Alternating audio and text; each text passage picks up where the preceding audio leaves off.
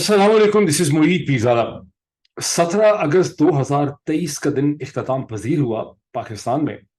اور جہاں اس دن کی گزشتہ 24 گھنٹے کی جو ڈیولپمنٹس ہیں، جو پریشان کن بھی ہیں، جو تکلیف دہ بھی ہیں، ان کا ہم ایک انالیسس کریں گے۔ میں آپ کو یاد کرواؤں گا کہ 17 اگست 1988 کو، آج سے کم و بیش 35 برس قبل، اسی دن پاکستان کے اس وقت کے سیاہ و سفید کے مالک، پاکستان کے ملٹری ڈکٹیٹر جناب جنرل محمد ضیاء الحق، ایک طیارے کے حادثے میں جب بہاولپور سے وہ طیارہ اٹھا تو اس میں وہ جاں بحق ہوئے، اور ان کے ساتھ اس وقت کی ٹاپ ملٹری جو لیڈرشپ تھی، جس میں اس وقت کے ڈی جی ISI بھی شامل تھے، ان کی بھی اس میں ہلاکت ہوئی، وہ بھی جہاں بحق ہوئے۔ یہ اس وقت ہوا جب یہ لوگ امریکی نئے ٹینکس جو ہیں وہ انڈکٹ کر رہے تھے پاکستان آرمی میں، اس کی ایکسرسائز، پتہ نہیں ایبرامس ٹینک تھے، اس کی ایکسرسائز دیکھنے کے لیے بہاولپور کے ڈیزرٹ میں یہ گئے تھے۔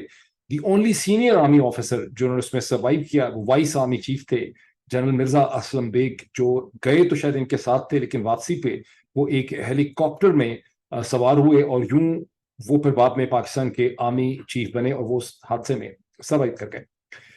اب اس حادثے کے بارے میں بڑی اسپیکولیشنز ہیں۔ گزشتہ کئی برسوں میں جب میں اسلام آباد میں رہا ہوں، I had the access، تو جنرل ضیاء الحق صاحب کی فیملی کے ساتھ اور جنرل عبد الرحمان جو ہیں ان کی فیملی کے ساتھ مجھے confidential detailed one on one جو ہے اس پورے واقعے کو ڈسکس کرنے کا مجھے موقع ملا، اور میں اس کی صرف چھوٹی سی ایک اہمیت آپ کو بتاؤں گا۔ یوں تو پاکستان کی حکومت اور امریکہ کی حکومت نے اپنی جو انویسٹیگیشنز کی، بیکاز اس حادثے کے اندر امریکہ کے اس وقت کے ایمبیسڈر اور ان کے جو ملٹری اٹیشے تھے، وہ بھی اسی حادثے میں جنرل ضیاء الحق کے ساتھ جاں بحق ہوئے، اور جنرل ضیاء الحق ان کو اپنے ساتھ لے کر گئے تھے یہ ملٹری ایکسرسائز دیکھنے کے لیے۔ بعض لوگ کہتے ہیں کہ جنرل ضیاء الحق یہ محسوس کرتے تھے کہ ان کی زندگی کو خطرہ ہے، اور وہ امریکن ایمبیسڈر کو اور امریکن جو جو ملٹری اٹیشے تھے بریگیڈیئر صاحب، ان کو اپنے ساتھ اس لیے لے کر گئے تھے کہ وہ ایک طرح سے اپنی زندگی کو انشور کرنا چاہتے تھے۔ لیکن جب میں نے اس کے، اور دونوں حکومتوں نے بعد میں اس کے اوپر جو انویسٹیگیشن کی، اس میں انہوں نے کہا کہ یہ ایک ٹیکنیکل حادثہ تھا، اس کے اندر کوئی سازش نہیں تھی۔ تاہم جب میں نے جنرل ضیاء الحق صاحب کی فیملی کے ساتھ مجھے بات چیت کرنے کا موقع ملا بہت ڈیٹیل کے ساتھ، اور اسی طرح سے جنرل عبد الرحمان کی فیملی سے بات چیت کرنے کا موقع ملا، تو مجھے احساس ہوا کہ دونوں فیملیز جو ہیں اپنے اپنے لیول کے اوپر، اور یہ الگ الگ میٹنگز تھیں، وہ اس پہ ٹوٹلی کنونس ہیں کہ یہ ایک حادثہ نہیں تھا بلکہ یہ ایک سازش تھی، ایک ایسی سازش جس کو چھپایا گیا۔ اب اس کے بعد یہ سازش کیا تھی، یہ کیوں تھی، یہ ان کے کامنٹس نہیں ہیں، نہ یہ ان کا انالیسس ہے، میرا اپنا انالیسس یہ ہے، اور یہ میرا انالیسس گزشتہ کئی برسوں سے ہے، اس میں تبدیلی نہیں آئی، کہ جب 17 اگست 1988 کو جنرل ضیاء الحق کا طیارہ تباہ ہوا اور اس میں وہ جاں بحق ہوئے along with the top military leadership، اور پاکستان میں ایک نیا پولیٹیکل آرڈر کھڑا ہوا، ایک نئی پولیٹیکل ایک پروسیس اس کا شروع ہوا، ایک نئی جرنی شروع ہوئی، جس کے نتیجے میں کچھ عرصے کے بعد محترمہ بے نظیر بھٹو جو ہیں وہ پاکستان کی پرائم منسٹر غالباً نومبر دسمبر 1988 میں الیکٹ ہوئیں۔ تو اس وقت جنرل ضیاء الحق جو ہیں وہ گزشتہ چند ماہ سے اپنے بیرونی جو ان کے سپورٹر اور ایلائز تھے ان سے وہ ڈسکنیکٹ ہو چکے ہوئے تھے، ان کو ناراض کر چکے ہوئے تھے، وہ ایلینیٹ ہو گئے ہوئے تھے، ایک لیول آف ٹرسٹ ان کے درمیان میں نہیں رہا تھا، جس کی دو تین وجوہات سمجھ آتی ہیں۔ ایک تو اس کی وجہ یہ تھی کہ جہاد افغانستان، جو جہاد تو خیر کبھی میرے حساب سے کبھی بھی نہیں تھا، لیکن جو افغانستان کی جنگ ختم ہونے کے بعد جنرل ضیاء الحق اور ان کے رفقا کار نے انہی ملیٹنٹس کو انہوں نے استعمال کرنا شروع کر دیا مقبوضہ جموں اور کشمیر کے اندر، اور ایک نئی اسٹریٹجی تیار ہوئی کہ جس طرح سے ہم نے ڈی اسٹیبلائز کیا سوویت کنٹرولڈ افغانستان کو، سوویت یونین سے نکالا، تو پاکستان کی ملٹری جو ہائی کمانڈ تھی اس کے ذہن میں بات چلی گئی تھی کہ ہم ہر قسم کی گیم جو ہے کھیل سکتے ہیں۔ اور میرا انالیسس یہ ہے کہ انہوں نے اس چیز کو بالکل نظر انداز کر دیا کہ اصل میں سوویت یونین کے خلاف افغانستان کے اندر پاکستان کی ملٹری اسٹیبلشمنٹ کی کوئی حکمت عملی و تدبیر نہیں تھی، بلکہ ان کے پیچھے امریکہ اور مغرب کی طاقت، finance, intelligence, weapon supply, strategy, political pressure, یہ سب چیزیں آپریٹ کر رہی تھیں، اور یہ کوئی پاکستان ورسز سوویت یونین کی جنگ نہیں تھی۔ لیکن پاکستان کی ملٹری اسٹیبلشمنٹ نے، یہ جنرل ضیاء الحق صاحب کے رفقا کار نے اس کو ایسے ہی دیکھا، اور انہوں نے سوچا کہ ہم اسی طرح سے مقبوضہ جموں اور کشمیر کے اندر بھی ایسے حالات پیدا کر دیں گے، اس کو ڈیسٹیبلائز کر دیں گے، اور اس کے بعد ہندوستان کو ہم سے نیگوسیشن کرنی پڑے گی، یہی ان کی انڈرسٹینڈنگ جو ہے وہ ہو سکتی ہے۔ اور یہ ایک اسلامسٹ قسم کی ان کی تھنکنگ تھی۔ ایک بریگیڈیئر صاحب نے بعد میں کتاب لکھی جس میں میرا خیال ہے انہوں نے जनरल ज़ियाउल हक को मर्द मोमिन भी करार दिया था। ये टर्म जो है ये अलामा इकबाल से, शायर मशरिक अलामा इकबाल से बोरो की जाती है, और आपने देखा मेरे पिछले वीलॉग में मैंने कहा कि ये टर्म जो है ये अलामा इकबाल का, और मैंने ट्वीट भी किया कि अलामा इकबाल का मर्द मोमिन अगर कोई है पाकिस्तान की तारीख में तो वह बहरहाल मेरे हिसाब से जनरल ज़ियाउल हक साहब नहीं है, बल्कि मेरे हिसाब से वो कैदी नंबर 804 है जो अटक की जेल में है। बिकॉज अलामा इकबाल ने मर्द मोमिन को जिस तरह से डिफाइन किया, उसकी स्पिरिट को, उसकी जुर्रत को, उसके सेंस ऑफ बिलीफ को, उसकी सादगी को, उसकी प्रिंसिपल्स को जिस तरह से डिफाइन किया, उस डेफिनेशन में जनरल ज़ियाउल हक नहीं पूरे उतरते, उसमें इमरान खान पूरे उतरते हैं। अब फर्क क्या है, जनरल ज़ियाउल हक जो है ना वो एक बहुत ही इंटेलिजेंट, बहुत ही ज़हीन वो शख्स थे, इसमें कोई शक नहीं है। मैंने हमेशा कभी मेरे जहन में एक रत्ती भर भी इसमें शक नहीं पैदा हुआ कि जनरल ज़ियाउल हक जो है वो बहुत इंटेलिजेंट, बहुत ज़हीन थे, बहुत शार्प थे।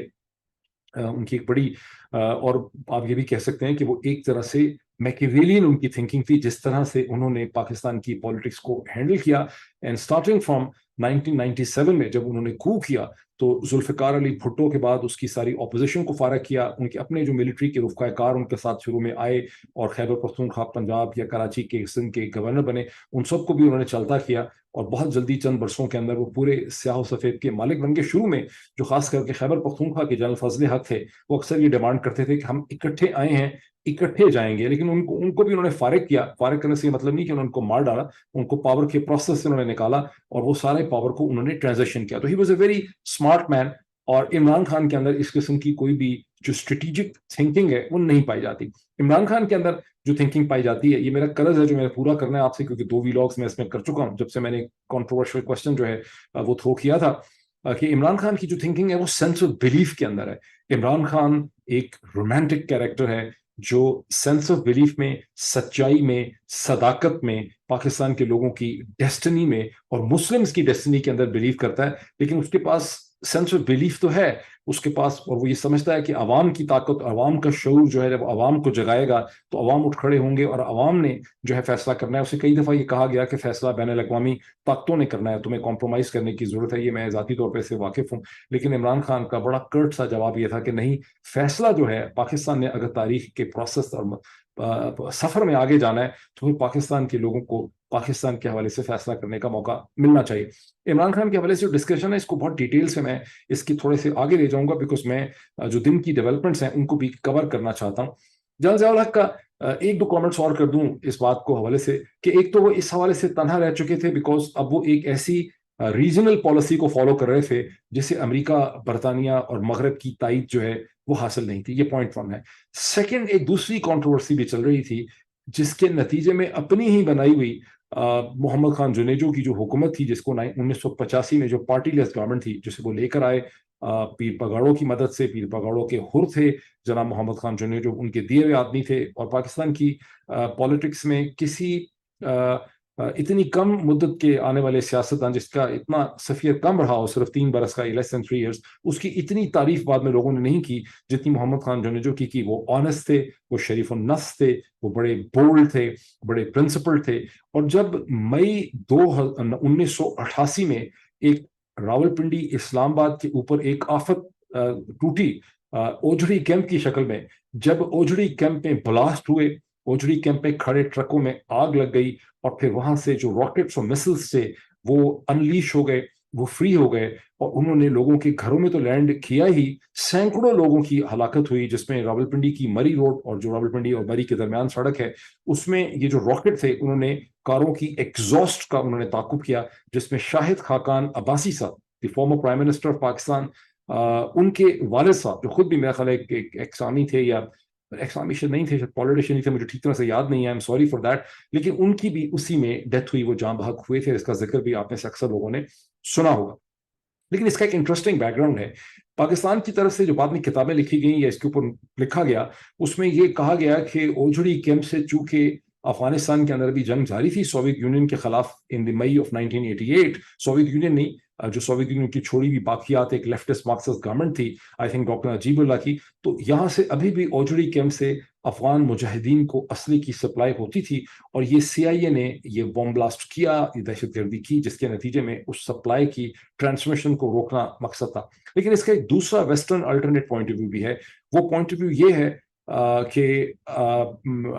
اس کیمپ سے جو اسٹنگر میسلز تھے جو اس وقت غالباً اینٹی ایئر کرافٹ سب سے سوفیسٹیکیٹڈ جو آرمامنٹ تھا جو کہ پاکستان کو دیے گئے تھے، افغان مجاہدین کو دیے گئے تھے، اور افغان مجاہدین نے انہی اسٹنگر مسلس کی مدد سے سوویت جو ایئر فورس تھی اس کو گراؤنڈ کر دیا تھا، اس کے ہیلی کاپٹرز، گن شپ ہیلی کاپٹرز کو تباہ کر دیا تھا۔ اگر آپ نے چارلی ولسن کی فلم دیکھی ہو تو آپ اس کا امپیکٹ ایک پکچرس فارم کے اندر بہت اچھی طرح سے دیکھ سکتے ہیں۔ اوجڑی کیمپ سے دیے گئے ہوئے اسٹنگر جو ہیں وہ ایرانینز کے پاس نکلے سمندروں میں، ایرانینز کی کشتیوں کو جب امریکنز نے پکڑا، ایرانینز نے وہی اسٹنگر جو ہیں وہ امریکنز کے خلاف استعمال کرنے کی کوشش کی، اور جب امریکنز نے اس کی اسٹاک ٹیکنگ کی تو ان کو یہ پتہ چلا کہ یہ وہی اسٹنگر ہے، بیکاز نمبر سیریلز ان کے پاس ہوتے ہیں جو پاکستان کو دیے گئے تھے۔ افغان کے چکر میں پھر ایک انویسٹیگیشن اور انکوائری شروع ہوئی جس کا مقصد دیکھنا یہ تھا کہ یہ ایرانیوں کو اسٹنگر کس نے بیچے ہیں، اور ایک امریکن اکاؤنٹنگ ٹیم جو ہے وہ بہت جلدی آ کے اوجڑی کیمپ کی اکاؤنٹنگ کرنے والی تھی۔ اس کو تھوڑی سی تقویت اس لیے بھی ملتی ہے کہ پاکستان کی سائڈ سے اوجڑی کیمپ کی کوئی فری فیئر ٹرانسپیرنٹ انویسٹیگیشن جو ہوتی ہے جس سے اعتماد پیدا ہو وہ نہیں کی گئی، اور محمد خان جنیجو جنہوں نے اس وقت کھڑے ہو کے یہ ایک سٹینڈ لے لیا، انہوں نے کچھ لوگوں کو برخاست کر دیا، آرمی آفیسرز کو، اور انہوں نے کہا کہ یہ جو کیمپ کا حادثہ ہوا ہے اس کی مکمل انویسٹیگیشن ہوگی، اور اس کے اندر جو لوگ جن کا قصور بنتا ہے، جو اس کے لیے ذمہ دار ہیں، ان کو سزائیں دی جائیں گی۔ اس کے بعد محمد خان جنیجو جو حکومت جنرل صاحب نے خود ہی بنائی تھی، اس حکومت اور پریزیڈنسی کے درمیان اور مارشل اتھارٹیز کے درمیان ایک بہت ٹینشن تھی، جس کے نتیجے میں محمد خان جنیجو کو برخاست کر دیا گیا۔ آئی تھنک 2-3 مہینے سم تھنگ لائک مئی میں ان کو برخاست کیا گیا۔ اوجڑی کیمپ کا واقعہ شاید مئی میں نہیں ہوا تھا، شاید اپریل میں ہوا اس طرح سے۔ تو بہرحال محمد خان جنیجو کی حکومت کو جنرل ضیاء الحق نے برخاست کر دیا۔ اس کے بعد ایک پولیٹیکل انالیسس یہ کہتا تھا کہ جنرل ضیاء الحق صاحب کے پاس کوئی مزید اسٹریٹجی باقی نہیں رہی تھی، بیکاز جو پاور اسٹرکچر انہوں نے خود کھڑا کیا تھا اس کو اپنے ہاتھوں سے وہ ختم کر چکے تھے۔ یہ پاکستان کی تاریخ کے بہت اہم قسم کے چیپٹرز ہیں جو آج بھی بڑے ریلیونٹ ہیں سمجھنے کے لیے کہ اب اس وقت پاکستان کے اندر کیا ہو رہا ہے۔ اس سے پہلے جلال صاحب سٹارٹنگ فرام 1907 جولائی سے لے کے 88 تک تقریباً 11 برس اور چند مہینے، یہ 1 مہینے حکومت کر چکے ہوئے تھے۔ یہ میں نے آپ کو ایک بیک گراؤنڈ اور کانٹیکس دے دیا ہے، اور یہ بیک گراؤنڈ اور کانٹیکس آج کے بھی جو بہت ہی پینفل اور مشکل قسم کی مرحلے ہیں پاکستانی پالیٹکس کے، ان کو سمجھنے میں آپ کو مدد کر سکتا ہے۔ میں نے آپ سے کہا کہ میرا قرض ہے کہ عمران خان کے بارے میں جو میں نے پچھلی ایک ویڈیو کی تھی، جس آپ 2 اس کے حوالے سے کامنٹ کر چکا ہوں، لیکن پچھلی دفعہ چونکہ وہ جو اسپینش خاتون تھیں ان کے بہت اونچی آواز کی وجہ سے میں اس ڈائلاگ کو کمپلیٹ نہیں کر سکا، تو میں اسے بھی سمیٹنے کی کوشش کروں گا۔ یہ وہ آرگومنٹ ہے جہاں میرا 2 ویڈیوز پہلے میں نے یہ کہا تھا کہ تاریخ جو ہے وہ محض عوام کی تائید سے یا عوام کے جوش و خروش سے یا عوام کی سپورٹ سے موو نہیں کرتی، بلکہ اس کے اندر میکیویلین پاور پالیٹکس بھی انوالو ہوتی ہے، اور کبھی ہسٹری صرف لوگوں کے پریشر سے موو نہیں کرتی، اس کے اندر حکمت عملی، اسٹریٹجی، وکٹنس جو ہے اس کے اندر ہوتی ہے، اور عمران خان جو ہیں ان کے اندر وہ وکٹنس نہیں ہے۔ اینڈ اب یہ ڈیبیٹ اس لیے بہت امپورٹنٹ ہے کہ اس وقت پرزنر نمبر 804 عمران خان جس صورتحال میں ہے، اگر آپ سب لوگوں نے اور ہم نے مل کے کوئی حکمت عملی اختیار کرنی ہے، ہمیں ان کو اس صورتحال سے نکالنا ہے، جو پاکستان کی تاریخ کو، پاکستان کی سیاست کو آگے چلانے کے لیے بہت ضروری ہے۔ بیکاز میں دیکھتا ہوں کہ اس وقت پاکستان میں حق اور باطل کے درمیان ایک جنگ ہو رہی ہے۔ ایک طرف تمام جو باطل کی تاریخ طاقتیں ہیں وہ اکٹھی ہو گئی ہیں، دوسری طرف ایک شخص ہے جس کے ساتھ وہ لوگ کھڑے ہیں جو ایک بہتر، صاف ستھرا، ایک ماڈریٹ ماڈرن پاکستان حاصل کرنا چاہتے ہیں۔ یہ وہ جھگڑا ہے، اور اس میں بین الاقوامی طاقتیں بھی اس میں ملی ہوئی ہیں۔ تو یہ جو ڈیبیٹ کے پوائنٹس اس کے بعد ہوں گے، یہ اس لحاظ سے بہت زیادہ امپورٹنٹ ہوں گے۔ میں اس میں یہ بھی کہنا بہت ضروری سمجھتا ہوں کہ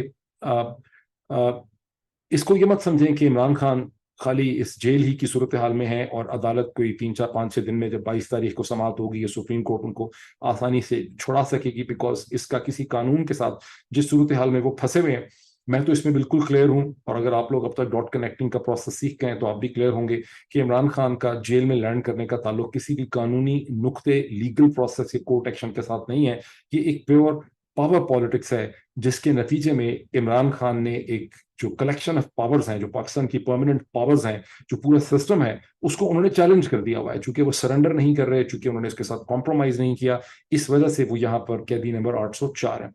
لیکن اس میں جو دوسری پوائنٹ ہے کہ 13 دن گزر چکے ہیں ان کو اس جیل کے اندر، اور ایک چیز ہوتی ہے جس کو ڈی سینسٹائزیشن کہتے ہیں سائیکالوجی کے اندر، یا دوسرا اس کو پولیٹیکل سائنس میں آپ کہتے ہیں کہ ایک انیبلنگ ایٹماسفیئر پیدا ہوتی ہے چیزوں کی، جس میں آپ چیزوں کو تسلیم کرنے لگ جاتے ہیں۔ ایکسیپٹیبلٹی بڑھ جاتی ہے. تو اب عمران خان 13 دن سے جیل میں ہے, اس کی ایکسیپٹیبلٹی بڑھ گئی ہے کہ وہ جیل میں ہی ہے. اب ان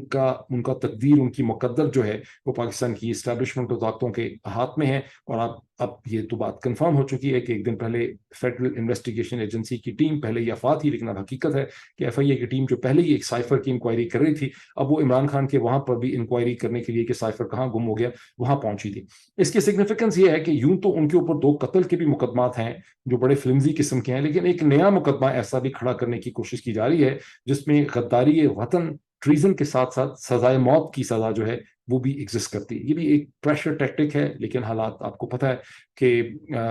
میں جو چیز کہنا چاہ رہا ہوں مجھے الفاظ نہیں مل رہے کہ چیزیں ایک سلپری پاتھ کے اوپر چلتی ہیں. بہت سی چیزیں مارچ اپریل 2022 میں ناممکنات میں سے لگتی تھیں, لیکن اگست 2023 کے اندر وہ چیزیں آپ کے سامنے ہو چکی ہیں. ہزاروں لوگوں کا گرفتار ہونا, سینکڑوں عورتوں کا گرفتار ہونا, شہید ارشد شریف کا قتل ہونا, عمران خان کے اوپر قاتلانہ حملہ ہونا, بہت سے پرومیننٹ کی جرنلسٹ کو جنہوں نے کبھی خواب میں بھی نہیں سوچا تھا کہ ان کو پاکستان سے باہر اپنی جان کی حفاظت کرنے کے لیے دوڑنا پڑے گا, ان کو پاکستان سے باہر دوڑنا پڑا. پاکستان کا سسٹم کوشش کر رہا ہے کہ ان کے ٹویٹر, ان کے یوٹیوب, ان کے فیس بک کو بند کروا دے. امریکی حکومت کے ساتھ کمپلینز, ایک کیس بنایا جا رہا ہے پاکستان میں. یہ وہ سب چیزیں ہیں.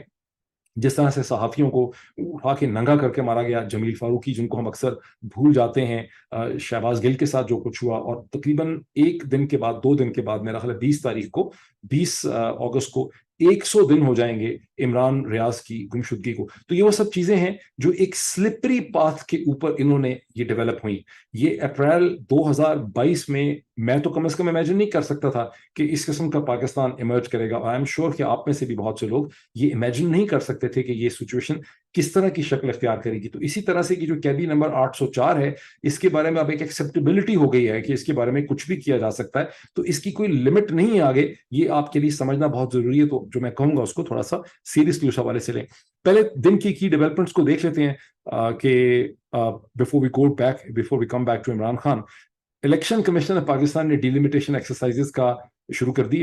اور اس کے ساتھ ہی کم از کم ہیڈ لائن ٹیلی ویژن چینل سے لگا دی ہے کہ ای سی پی نے نکال کے کہہ دیا ہے کہ الیکشن تو نومبر میں نہیں ہو سکیں گے, اور ہمیں کم از کم 4-5 مہینے چاہیے ڈیلیمیٹیشن ایکسرسائز کو مکمل کرنے کے لیے, اور دسمبر کے آخر میں جا کے یہ ایکسرسائز جو ہے کہیں کمپلیٹ ہوگی.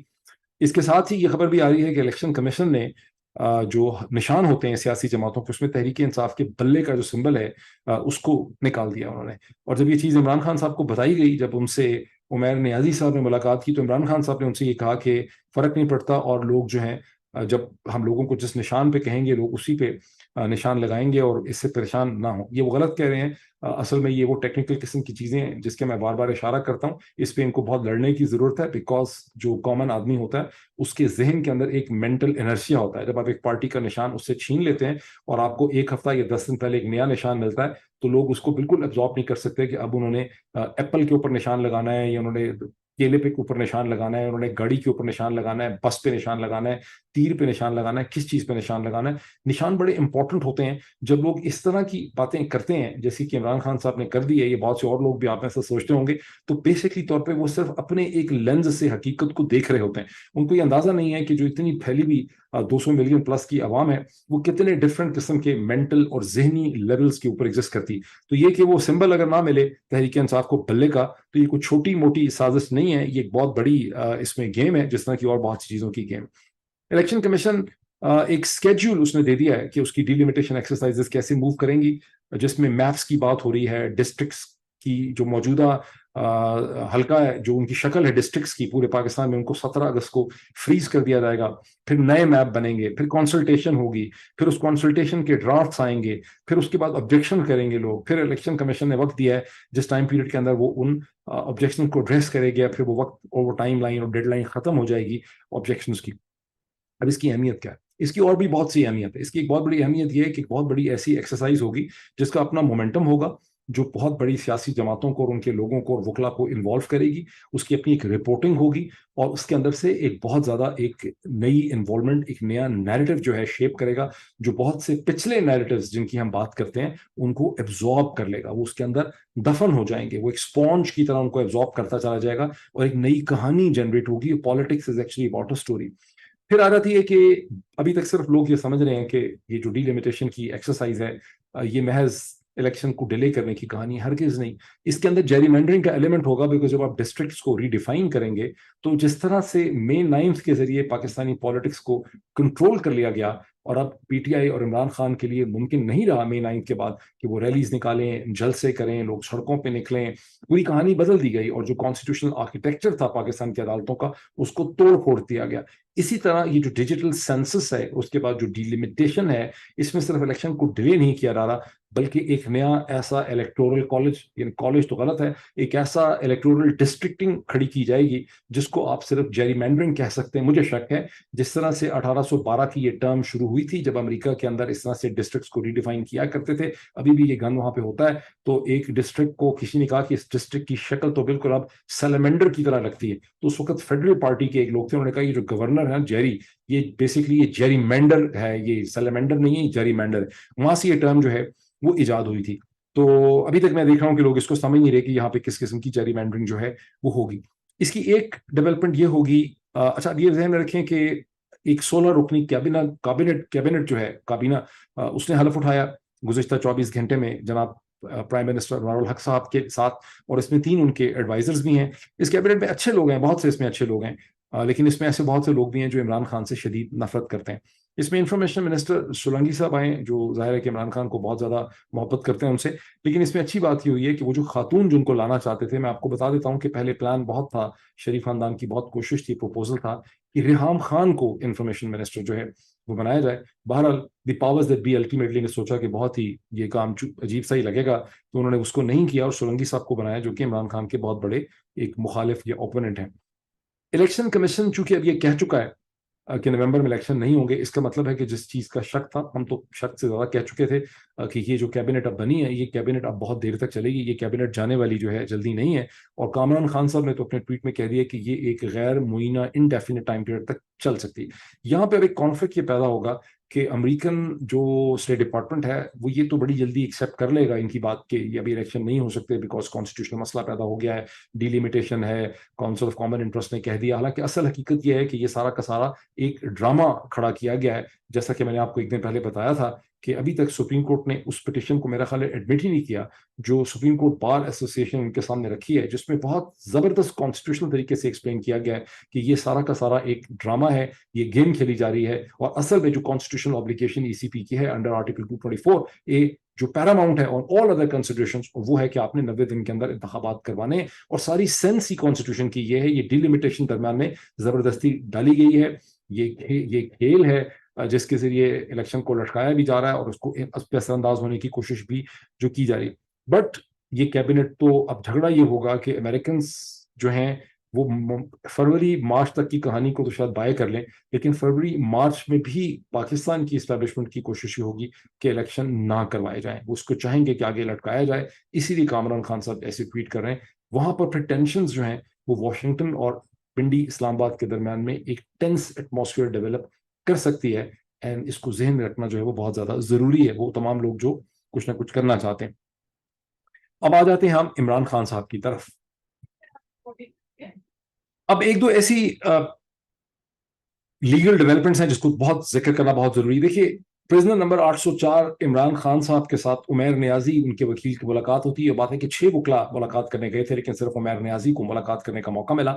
اب کچھ لوگ اس کو تھوڑا سا حیرانگی سے دیکھتے ہیں کہ ان کی اہلیہ جو ہیں بشرا بی بی، ان کو تو 2 دفعہ ملاقات کا موقع ملا ہے، لیکن ان کے وکیل جن کو فنکشنل اور پروفیشنل ریکوائرمنٹ ہے، بیکاز تقریباً 180 سے 200 کے درمیان کیسز ہیں اور ہر قسم کے چھوٹے چھوٹے فیکٹس ڈفرینٹ ہوتے ہیں اور وکیل اور ٹیمز بھی ڈفرینٹ ہوتی ہیں، جن کو وہ سوال پوچھنے تھے. لیکن عمران خان صاحب کو وکلا سے ٹھیک طرح سے ملنے نہیں دیا جا رہا، جس کی وجہ سے ایک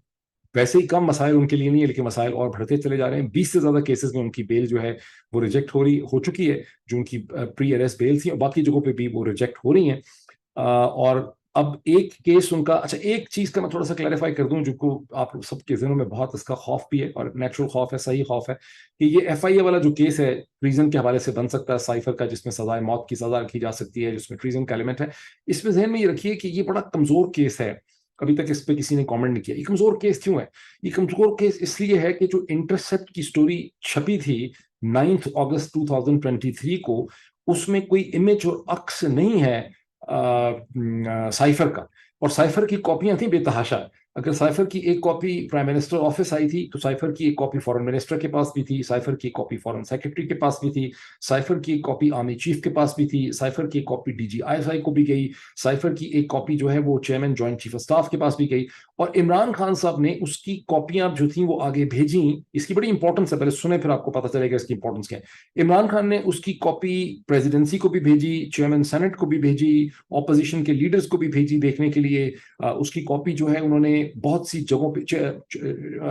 प्रेसिडेंसी के अलावा उन्होंने chief justice supreme court of Pakistan को भी भेजी। तो जाहिर है जो साइफर की कॉपियां बनी और कॉपियां जो हैं वो एक सर्टन तरीके से, जो कॉन्फिडेंशियल तरीका होता है उस तरीके से पहुंची। अब आप सोच रहे होंगे कि भाई लेकिन ये तो इमरान खान वाली कॉपी जो है ये कहते हैं कि गुम हो गई। इसकी कोई इंपॉर्टेंस इसलिए नहीं है कि इंटरसेप्ट ने साइफर पब्लिश नहीं किया, उसका इमेज उन्होंने नहीं लगाया, उन्होंने साइफर के कंटेंट्स पब्लिश किए हैं। आप जाके दोबारा इंटरसेप्ट की 9 अगस्त 2023 की पूरी स्टोरी पढ़ें, इट्स अ मार्वेलस स्टोरी। लेकिन उसके नीचे एक डिफरेंट फॉन्ट में, पूरी स्टोरी से फॉन्ट हटा के उन्होंने साइफर के सारे कंटेंट और सारा जो भेजा था उस वक्त के एम्बेसडर असद मजीद साहब ने, वो उन्होंने वहां पे प्रिंट किया, पब्लिश किया। उसके ऊपर उन्होंने एक नोट भी लिखा। उन्होंने कहा कि हम एक्चुअल कॉपी नहीं रख रहे क्योंकि, और हमने इसके कंटेंट्स में भी थोड़ी सी ग्रामर मिस्टेक्स वगैरह करेक्ट कर दी हैं। उन्होंने एग्जांपल दी कि अगर आप एक्चुअल मिस्टेक्स के साथ डॉक्यूमेंट को रख देते हैं तो इलॉन मस्क जो है उन्होंने एक तरीका निकाला। Elon Musk the founder of the Tesla, जो आप ट्विटर को ओन करते हैं, जिसको वो वाटर मार्किंग कहते हैं, कि अगर एक डॉक्यूमेंट्स की इंट्रिंसिक मिस्टेक्स को भी आप पकड़ लें तो वो आप उस डॉक्यूमेंट को ट्रैक कर सकते हैं कि इस डॉक्यूमेंट को किसने लीक किया है। और वो ट्विटर के अंदर चूंकि उनको लीक प्रॉब्लम था, उन्होंने ये फॉर्मूला वहां से निकाला है जहां ट्विटर की टीम उनके खिलाफ एक रिवॉल्ट करती। तो ये जो डॉक्यूमेंट वहां पे पड़ा हुआ है उसके सिर्फ कंटेंट्स पड़े हैं। और जब आप देखते हैं कि उसकी 5-6 तो ओरिजिनल कॉपी बनी थी और 5-6-7-8 उसकी इमरान खान ने और कॉपियां बना दी, तो कंटेंट उसके फिर कहीं से भी इंटरसेप्ट के पास पहुंच सकते हैं। और इंटरसेप्ट तो कहता है कि उसको एक मिलिट्री ऑफिसर ने उसकी, तो बेसिकली इंटरसेप्ट, और अब पाकिस्तान की FIA इंटरसेप्ट को इंटरव्यू तो कर नहीं सकेगी, और ना ही intercept being an American registered media organisation कभी भी FIA को बताएगा कि उसको किस मिलिट्री ऑफिसर से किस तरह की कॉपी मिली। तो वो जो कॉपी की एविडेंस है इंटरसेप्ट के पास, वो कभी FIA के रिकॉर्ड में नहीं आ सकेगी। तो from my logical analysis FIA के केस बहुत ही कमजोर और बोगस केस है। ये और बात है कि पाकिस्तान में तो फिर आप किसी को भी कत्ल के ऊपर डाल दें। आप, मैंने तो कहा कि बिल्ली के कत्ल में कॉकरोच को रेप करने के ऊपर भी पाकिस्तान में केस बन सकता है, वो तो एक अलग बात है। लेकिन केस दर हकीकत लॉजिकली बहुत ही कमजोर केस है। इसको आप आपस में डिस्कस करके भी इसका एनालिसिस आप कर सकते हैं। अब इस्लामाबाद हाईकोर्ट के चीफ जस्टिस ने समाअत करनी थी 17 अगस्त को इमरान खान साहब की उस रिक्वेस्ट की। और बड़ी मासूम सी रिक्वेस्ट है कि जिस तरह से एक्चुअल ऑर्डर हुआ था सेशन कोर्ट का कि उनको अडयाला जेल रावलपिंडी में रखना है, उनको अटक से अडयाला जेल में शिफ्ट किया है। लेकिन बदकिस्मती से chief justice Islamabad high court जनाब आमिर फारूक साहब बीमार हो गए। अब लोग ये नोट कर रहे हैं कि इससे पहले भी 1-2 दफा ऐसा हुआ है कि जब कोई इंपॉर्टेंट उनके सामने समाअत होनी थी तो वो बीमार हो गए। और लोग ये नोट करते हैं कि डेथ सेल के अंदर तो है इमरान खान, वो तो बीमार नहीं हुआ, खाना भी उसको खिला रहे हैं जेल वाले, और जो उसके हालात हैं वो बीमार नहीं हुआ। लेकिन चीफ जस्टिस साहब कितनी सी 2 दफा इस टाइम पीरियड में बीमार हो चुके हैं, which actually raises the question कि अगस्त 22 को जो इंपॉर्टेंट हियरिंग है इस्लामाबाद हाई कोर्ट में, जहां चीफ जस्टिस साहब ने वो पिटीशन सुननी है जहां इमरान खान के वकला ने कहा है कि जो डिसीजन था सेशन कोर्ट का वो फ्लॉड है और उसे आप क्वाश करें, उसे सस्पेंड करें। और चीफ जस्टिस साहब उसको क्या सुनते हैं, उस दिन क्या होता है 22 अगस्त को, ये देखना पड़ेगा। और ये कि 5 अगस्त का ये फैसला है, 22 अगस्त को भी अगर ये नहीं सुना जाता, और इसको वो किसी, और उनसे ये भी रिक्वेस्ट की जा रही है कि किसी और जज साहब को दे दें, बाबर सत्तार साहब को दे दें, किसी को दे दें, लेकिन वो उसको दे नहीं रहे, अपने पास ही रख रहे हैं। तो ये भी कुछ डेवलपमेंट्स हैं जो मैंने आपके सामने मैं ले आऊं। अब आ जाती है सिचुएशन कि जो मैंने प्रिंसिपल क्वेश्चन आपके ऊपर छोड़ा था, जिसके ऊपर बहुत ज्यादा ले दे हो चुकी है। अब आते हैं तदबीर और फेथ के दरमियान जो कॉन्फ्लिक्ट है। जब आज के दिन में उमैर नियाजी साहब ने, जो वकील हैं, इमरान खान साहब से मुलाकात की, तो इमरान खान साहब ने उनको बहुत से मैसेजेस दिए। एक मैसेज उन्होंने उनको शंदाना गुलजार और शहर राफीदी के लिए दिया। फिर वो जितने लोग अभी तक गिरफ्तार हैं, जिसमें डॉक्टर यास्मीन राशिद हैं, सनम जावेद हैं, उन सब के लिए उन्होंने कहा, मैसेजेस दिए। और उमैर नियाजी ये बताते हैं कि इमरान खान बहुत एक्टिव थे, हशाश पिशाश थे, अपने यूएन स्टाइल में थे। उन्होंने उनको कहा कि प्रिजन की वही कंडीशंस हैं जो पहले उन्होंने बताई, कोई फर्क उसमें नहीं पड़ा, वही एक ओपन टॉयलेट है, बाल्टी है, लोटा है, लेकिन उससे उनको कोई फर्क नहीं पड़ता। और उसमें इमरान खान साहब ने कहा कि वो 1000 बरस तक अपनी कौम की हकीकी आज़ादी के लिए 1000 बरस तक जेल में रहने को तैयार है। जुल्फ़िकार अली भुट्टो ने भी हिंदुस्तान के हवाले से कहा था कि हम घास खाएंगे 1000 साल तक लड़ेंगे, हम घास खाएंगे, न्यूक्लियर बम बनाएंगे, इस किस्म की जो पॉलिटिकल बिलीफ होता है वो बड़ा इंस्पायरिंग होता है, और वो डेफिनेटली अपने एक रिजल्ट्स जो हैं वो इफेक्ट पैदा करता है, उसका एक बड़ा इम्पैक्ट होता है। इसी वजह से मैंने पिछले व्लॉग में भी कहा था, मैंने अपने ट्वीट्स में बारहा ये लिखा कि बेखतर कूद पड़ा आतिश नमरूद में इश्क, बेखतर कूद पड़ा आतिश नमरूद में इश्क, अकल है महवे तमाशाए लबे बाम अभी। तो बेसिकली अलामा इकबाल ने जो तसव्वुर शायर मशरक ने दिया था, उस पर पाकिस्तान का ये फॉर्मर प्राइम मिनिस्टर जो है, ये पूरी पूरी तरह से इमरान खान के ऊपर ये चीज़ जो है, ये इमरान खान को पर्सोनिफाई करती है। पाकिस्तान की सियासी तारीख में 75 बरस में आपको कोई इस किस्म की शख्सियत नहीं मिलती जिसका इस किस्म का एक स्ट्रॉन्ग सेंस ऑफ बिलीफ है। हाउएवर मूविंग फॉरवर्ड, जब हम डिसीजंस को देखते हैं कि डिसीजंस के अंदर आपको तदबीर चाहिए, ये महज फेथ जो है वो डिलीवरी करेगा, तो इमरान खान का एक ही डिसीजन नहीं है, जिसकी मैंने जब ये इशारा किया था कि 3 नवंबर 2022 में जो उन पे हमला हुआ, उनके पास एक बड़ी लॉजिकल, रैशनल, क्लेवर अपॉर्चुनिटी थी अगले चंद हफ्तों के अंदर कि उसको बेस बना के भांप जाते कि आगे क्या होने वाला है, कि वो पाकिस्तान से बाहर निकल सकते थे, जिसके नतीजे में उनकी जो नेगोशिएशन स्पेस है वो बढ़ जाती। नेगोशिएशन स्पेस किससे? हिंदुस्तान से नहीं, इन्हीं लोगों से जिन्होंने उन्हें अब बंद करके अटक के जेल में रखा हुआ है, और ये अटक के जेल में बंद करके भी ये इमरान खान से नेगोशिएशन करना चाहते हैं। ठीक, अब हमारे एक व्यूअर हैं NN खान साहब, बहुत अच्छे वो नोट्स लिखते हैं, और जब वो लिखते हैं तो मैं अक्सर उसको एक से ज्यादा दफा पिन भी कर चुका हूं ताकि उसके ऊपर डिस्कशन हो। उन्होंने एक बड़ा इमोशनल और बड़ा सख्त और इंस्पिरेशनल किस्म का कमेंट लिखा NN खान ने, जिसमें उन्होंने कहा कि आप बाकी सब कुछ ठीक कहते हैं, लेकिन मेरा दिल गवाही देता है कि इमरान खान की ये स्ट्रगल के नतीजे में सिस्टम जो है वो चेंज हो जाएगा, something like that, system change हो जाएगा, और वो कामयाब होंगे और फातेह बन के यहाँ से वो इमर्ज करेंगे, और सिस्टम चेंज होगा बिकॉज ऑफ द इम्पैक्ट उन्होंने जो पोजीशन ली हुई। इसको हम डिफाइन करें प्रोफेशनल टर्म्स में, तो ये बेसिकली एक फेथ बिलीफ स्ट्रेटजी है। इसमें स्ट्रेटजी है कि चूंकि मेरा ईमान सच्चा है, चूंकि मैं सदाकत से, सच्चाई के साथ, बोल्डनेस के साथ अपनी पोजीशन के ऊपर खड़ा हूं, उसके लिए स्ट्रगल कर रहा हूं, तो उसके अंदर से कोई ऐसी मकनातीसी मैग्नेटिक के नेचुरल फोर्स जो है जो इमर्ज करेगी, जिसके नतीजे में हालात जो है वो तब्दील हो जाएंगे। एक कोटेशन जिसको मैंने अपने पिछले व्लॉग्स में बहुत कोट किया इमरान खान ही के कॉन्टेक्स्ट में, वो थी, जब मैंने कहीं पढ़ा था, ये उसका एक टुकड़ा है कि boldness, you know, if you believe in something, start doing it, because boldness has genius, power and magic in it. Boldness has genius, power and magic in it. Imran Khan साहब जो है ना, वो इसके अंदर बड़ी फर्मली बिलीव करते हैं। ये Dale Carnegie and Robert Vincent की किताबों के अंदर ये सब चीजों का इसमें जिक्र है। ऑन द अदर हैंड, मुझे वो भी याद है कि मैं आपको याद करवाऊंगा, आप में से बहुत कम लोग इससे वाकिफ होंगे, लेकिन आप गूगल करके देखिए, 1898 के अंदर एक कॉन्फ्लिक्ट होता है मेहदी सूडानी के फॉलोअर्स के दरमियान, जिन्होंने मसलसल पिछले 18 बरस से उन्होंने ब्रिटिश फोर्सेस को, इजिप्शियन फोर्सेस को उन्होंने बारहा शिकस्त दी, और सूडान की जो ब्रिटिश प्रोटेक्टरेट गवर्नमेंट थी, इजिप्शियन गवर्नमेंट, उसको उन्होंने खत्म कर दिया, और वो सूडान के बहुत बड़े हिस्से के ऊपर रूल कर रहे थे। एक्चुअल जो मेहदी सूडानी है, उनकी डेथ हो जाती है 1885 में, लेकिन 18 और वो बड़ी शिकस्तें देते हैं अंग्रेज फौजों को, लेकिन 1898 में इंग्लिश फोर्सेस जो हैं वो मेहदी सूडानी के जो फॉलोअर्स, जो बहुत दलेर, बहुत बहादुर हैं और बहुत इस्लामिस्ट हैं, उन सबको वो फारिग कर देते हैं, उनका मैसेकर कर देते हैं।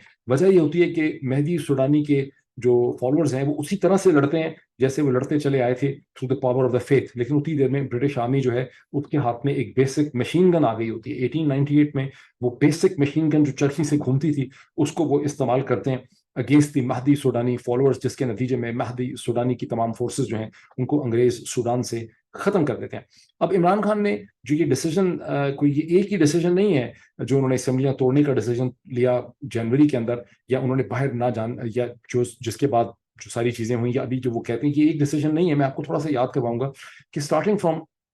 9 अप्रैल 2022 इमरान खान साहब ने बहुत से डिसीजन किए। एक उनका डिसीजन था जहां वो नेशनल असेंबली छोड़ गए, निकल गए, नेशनल असेंबली से बाहर निकल आए। वहां पे खासी डिबेट हुई कि क्रॉस एंड कॉन्स इसके क्या है, लेकिन वो खैबर पख्तूनख्वा और पंजाब की असेंबली से नहीं निकले, जो बाद में उन्होंने जनवरी में जाके तोड़ी। फिर उनका वो डिसीजन था जहां वो आवाम के पास निकले और 75 के करीब उन्होंने बहुत ही मैजेस्टिक किस्म के जलसे किए, बहुत शानदार उन्होंने जलसे किए। इसके साथ ही उन्होंने नेशनल मीडिया से, इंटरनेशनल मीडिया से उन्होंने बहुत रवाबित जो हैं वो बिल्डअप किए। लेकिन अगर इन सारी चीज़ों को आप सम अप करें, और यही वो एक माहौल था जिसके नतीजे में सुप्रीम कोर्ट ने पंजाब की हुकूमत को रेस्टोर भी उनका किया था। लेकिन इन सारी चीज़ों को अगर आप सम टोटल करके देखें तो इमरान खान एक कॉन्स्टिट्यूशनल, एक डेमोक्रेटिक रिपब्लिक के कॉन्स्टिट्यूशनल आर्किटेक्चर और ढांचे के अंदर स्ट्रगल कर रहे थे, जहां अदालतें हैं, सुप्रीम कोर्ट है, अवाम को मोबिलाइज किया जा सकता है, अवाम सड़कों पे निकल सकते हैं, मीडिया उसे रिपोर्ट करता है, सोशल मीडिया आज़ाद है, टेलीविजन एंकर उनसे मुलाकात करके उनका इंटरव्यू बता सकते हैं, तमाम अखबारात, तमाम टेलीविजन चैनल्स की हेडलाइन इमरान खान के जलसे होते थे। वो माहौल था अप्रैल से लेके बहुत देर तक, अगले पूरा एक साल तक इमरान खान के हर जलसे को बहुत से टेलीविजन चैनल जो हैं वो लाइव टेलीकास्ट करते थे। जलसा क्या, उससे पहले की सूरत हाल को टेलीकास्ट कर देना चाहते थे। तो ये सब एक आर्किटेक्चर था जिसको पाकिस्तान की रजीम ने और इस्टेब्लिशमेंट ने मई 9 का जो स्क्रिप्ट उन्होंने एक्सिक्यूट किया, उसके नतीजे में ये सारा का सारा जो सिविल लिबर्टीज का और कॉन्स्टिट्यूशनल लिबर्टी का एक ढांचा था, उसको उन्होंने पॉज कर दिया, उसको उन्होंने सस्पेंड कर दिया, उसको उन्होंने रोक दिया। और यूं इमरान खान की जो सारी स्ट्रगल है वो एक बम्प के ऊपर आके जाके रुक जाती है। इस पॉइंट को जहन में रखना जो है वो बहुत जरूरी है। अब आप सब लोगों ने एक डिबेट सुनी होगी कि arrange marriage versus love marriage. Arrange marriages बड़ी कामयाब भी नहीं है, अरेंज मैरिजेस बहुत नाकाम भी होती हैं, बड़ी तकलीफ दे और पेनफुल हो जाती हैं लोगों के लिए। लव मैरिजेस बड़ी कामयाब भी होती हैं, लव मैरिजेस फेल भी हो जाती हैं। इससे ही पता चलता है कि जो प्रिंसिपल डिसीजन है कि आपने अरेंज शादी करनी है माँ बाप की मर्जी से ब्लाइंडली, या आपने अपनी चाहत से लव मैरिज करनी है, कि वो पहला जो प्रिंसिपल डिसीजन है, इसी के ऊपर सब चीज़ों का दारोमदार नहीं है। इसके आगे भी दर्जनों सैकड़ों किस्म के डिसीजंस आपको गालिबन हर दिन, हर हफ्ते, हर महीने लेने होते हैं अपनी शादी को या अपने रिलेशनशिप को ठीक रखने के लिए। तो मैंने एग्जाम्पल के तौर पे ये कहा था, मैं चाहता था एक डिबेट स्टिमुलेट हो कि तदबीर भी चाहिए, स्ट्रेटजी भी चाहिए। और उसमें मैंने एक ऐसा पॉइंट अब जानबूझ के कहा जहां इमरान खान के पास कैमोफ्लाज करने का बहुत चांस था। नॉट डेट के कैमोफ्लाज को आपने डिक्लेयर करना होता है कि जब वो जख्मी हो गए, उन पर कातलाना हमला हुआ, उसके अगले 4-6 हफ्ते में उनकी स्ट्रेटजी में अगर होता कि मैंने कैसे इसको फाइट करना है। लेकिन इमरान खान ने उसको इस तरह से फाइट किया कि बावजूद जख्मी हालत में उन्होंने एक लॉन्ग मार्च की, और उन्होंने जो उस वक्त आर्मी चीफ शरीफ साहब लगाना चाहते थे, नवाज शरीफ, जनरल आसिम मुनीर, उनकी अपॉइंटमेंट को रोकने के लिए उन्होंने, जब उन्होंने कहा कि मेरिट पे होनी चाहिए, तो वो दर हकीकत आसिम मुनीर की अपॉइंटमेंट को रोकना चाहते थे। और उनकी असेसमेंट ये थी कि कोई भी और अगर आर्मी चीफ लग जाएगा, कोई भी हो सकता है, 1 2 3, उसके बाद जनरल अजहर थे, शमशाद थे जो चेयरमैन जॉइंट चीफ ऑफ, तो वो उन्होंने ये असेस किया इमरान खान ने कि सूरत हाल डिफरेंट होगी। और अगर आसिम मुनीर को, उनको पूरा अंदाजा था कि अगर जनरल आसिम मुनीर को नवाज शरीफ ने चीफ अपॉइंट कर दिया तो सिचुएशन बहुत ज्यादा डिफिकल्ट होगी। ये वो गैम्बल थी जिसमें वो कामयाब उस स्टेज के ऊपर नहीं हो सके। कि एक पॉइंट ध्यान रखिए। फिर ये ध्यान रखिए कि एक वो भी स्टेज आई जब जनरल बाजवा आर्मी चीफ थे, और जनरल बाजवा के साथ इमरान खान ने एक मुलाकात की जिसको उन्होंने बाद में एडमिट किया, समवेयर बिफोर दी नवंबर 2022। और उस वक्त वो खबर लीक हुई थी कि जनरल इमरान खान ये चाहते हैं, उन्होंने ये कहा है कि जनरल बाजवा ही अगर कंटिन्यू कर लें इलेक्शन तक, वो भी उनकी एक स्ट्रैटेजी थी जिसमें वो कामयाब नहीं हो सके। तो अब ये नहीं कह सकते कि इमरान खान बगैर स्ट्रैटेजी के चले। मेरा आर्गुमेंट फिर वो है कि इमरान खान पूरी सिचुएशन को ठीक तरह से समझ नहीं सके। इमरान खान ने रिलाई किया है कॉन्स्टिट्यूशनल लिबरल आर्किटेक्चर के ऊपर कि ये आर्किटेक्चर कहीं नहीं जा सकता in the presence of the modern world and social media. लेकिन अगले जो हैं वो भी शायद ना चाहते होते कि ये लिबरल आर्किटेक्चर वो खत्म कर दें या सस्पेंड कर दें। लेकिन जब सिचुएशन उनके हाथ से निकल गई, और जब इमरान खान ने असेंबलियां तोड़ के पंजाब और खैबर पख्तूनख्वा की एक ऐसा चैलेंज खड़ा कर दिया कि उनसे सिचुएशन संभल नहीं रही थी, तो उन्होंने फिर एक डिफरेंट साइड से आके पंच मारा, और उन्होंने एक नई, मतलब एक स्ट्रेटेजिक एटमॉस्फेयर जो है उन्होंने शेप की।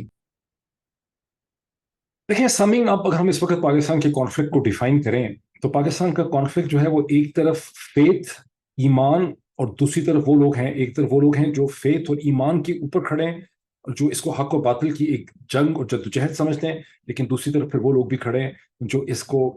बड़े टैक्टिक्स के जरिए, स्ट्रेटजी के जरिए, तदबीर के जरिए इसको लेकर चल रहे हैं। जैसे मई 9 तदबीर है काउंसिल ऑफ कॉमन इंटरेस्ट को एडमिट कर लेना, डिजिटल सेंसस को, ये एक तदबीर है। बहाने ढूंढे जा रहे हैं पार्टी का, अगर आप सिंबल खत्म कर देते हैं बैट का, ये एक तदबीर है। तो जो लोग इस स्टेज के ऊपर, माना इसमें कोई शक नहीं है कि इमरान खान मौत से नहीं घबराते, और इमरान खान जो है वो अपने आप को हो सकता है एक विन विन सिचुएशन में देखते हैं। इमरान खान जिंदगी में सब कुछ हासिल कर चुके हैं जो एक इंसान हासिल कर सकता है। اور وہ کھڑے ہیں اس اصول کے اوپر کہ اصول کی طاقت سے ہی جو ہے فتح ملے گی، حق کو فتح ملے گی. میں یہ سمجھتا ہوں کہ حق کو، فیتھ کو، جو بلیف ہوتا ہے اس کو تدبیر بھی چاہیے ہوتی ہے. وہ تدبیر مسلسل تبدیل ہوتی رہتی ہے سچویشن میں. خالی آپ اپنی ہسٹری کو نہ دیکھیں. جب ایلون مسک نے $44 بلین کا ٹویٹر خریدا، جو کہ پرائز بہت زیادہ دی، تو پھر اس کے بعد یہ فیتھ تھا کہ میں ٹویٹر کو استعمال کروں گا. اور اب آپ نے دیکھا کہ اس نے ٹویٹر کی شکل بدل دی ہے. جس طرح سے ٹویٹر کو مانیٹائز کر رہا ہے، ایڈورٹائزمنٹ لے کے آ رہا ہے، سینکڑوں ہزاروں لوگوں نے ٹویٹر سے پیسے بنانے شروع کر دیے ہیں، ہزاروں ڈالر ہر مہینے میں. تو یہ جو ہے یہ ایک تدبیر ہے. جس طرح سے جب کسی نے یوٹیوب کو کنسیو کیا، فیس بک کو کنسیو کیا، جس نے یوٹیوب کنسیو کیا تھا وہ فیتھ تھا. آج سوری آج 2 بلین سے زیادہ لوگ یوٹیوب کے اوپر بیٹھے ہوئے ہیں، شاید 4 بلین سے زیادہ لوگ جو ہیں فیس بک کے اوپر بیٹھے ہوئے ہیں. لیکن جب یہ چیزیں بنی ہیں تو یہ فیتھ تھا، یہ انسپریشن تھی. آگے ٹوٹل بلائنڈنس تھی، آگے کوئی راہ متعین تو نہیں تھی. تو یہ یوٹیوب، فیس بک، انسٹاگرام، ٹک ٹاک، مائکروسافٹ، ٹویٹر جو ہیں، یہ سب فیتھ کی ایگزامپلس ہیں. یہ جو ایلون مسک نے ایک اسٹار لنک کنیکشن دینا شروع کر دیا ہے پورے نارتھ امریکہ میں، یہ بھی فیتھ ہے. لیکن کیا اس فیتھ کے آگے تدبیر نہیں ہے، اسٹریٹجی نہیں ہے؟ کہ خود عمران خان صاحب نے مختلف اسٹریٹجیز اختیار نہیں کی جو کامیاب نہیں ہو سکی؟ تو یہ ایک سم ٹوٹل انالیسس ہے. میرا خیال خاصا میں نے اس کو اچھا ایکسپلین کر دیا. تو جو لوگ عمران خان کی مدد کرنا چاہتے ہیں اسٹیج پہ، پہلی چیز ان کو یہ ڈٹرمن کرنی ہے کہ اصل ایشو کیا ہے ان بین الاقوامی طاقتوں کا، جنہوں نے، یہ کوئی غصہ نہیں ہے کہ مطلب چلے گئے ماسکو تو وہ غصہ ہی نہیں ٹھنڈا ہو رہا، یہ عمران خان نے ایبسولوٹلی ناٹ کہہ دیا تھا. یہ بچوں والی باتیں. گریٹ پاورز اس طرح سے نہیں چلتی. گریٹ پاورز کے انٹرسٹ ہوتے ہیں، ان انٹرسٹ کو سمجھنے کی ضرورت ہے. عمران خان کو ہٹاتے وقت بہت سے ایکسکیوزز جناب باجوہ نے شیپ کیے پروپیگنڈا مشین سے. پنجاب کا مسئلہ ہے، بزدار کا مسئلہ ہے، اکانومی کا مسئلہ ہے، IMF کا مسئلہ ہے، سی پیک کو سسپینڈ کر دیا. اب ان ریٹروسپیکٹ آپ سب لوگ میچور ہو گئے ہیں، آپ سب کو اندازہ ہو گیا ہے کہ ان میں سے کوئی بھی ویلڈ ریزن جو ہے وہ بالکل بھی نہیں تھا. الیکشن کروانے ہیں وغیرہ وغیرہ سب کچھ. تو ویلڈ ریزن اصل میں ہے کیا، اس پہ سوچیں. کیونکہ جب تک وہ ویلڈ ریزن نہیں سمجھ آئے گا، خاص کر کے جو امریکن ڈائسپورا ہے، تب تک کوئی حل بھی اس کا نہیں نکلنے لگا. کچھ نہ کچھ اگر کمپرومائز کرنا ہے، پہلے پتا تو ہو کہ کمپرومائز کس چیز کے ساتھ کرنا ہے.